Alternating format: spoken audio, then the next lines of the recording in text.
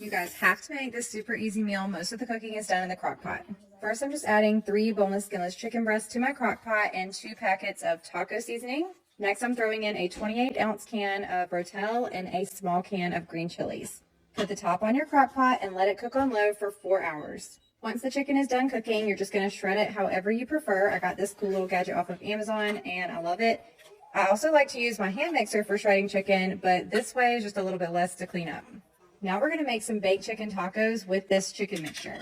So first I'm just adding my taco shells to my dish, and I'm using the stand and stuffed shells. These are going to fit a lot of chicken. Next I'm shredding some pepper jack and Colby Jack cheese. This little shredder is amazing, but feel free to buy the pre-shredded cheese as well.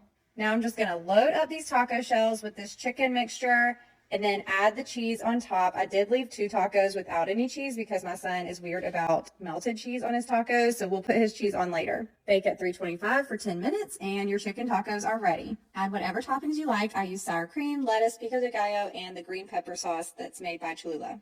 My whole family loved these tacos, and we also had lots of chicken left over, which we used for different recipes for lunches throughout the week. Be sure to save this recipe and let me know if you try it.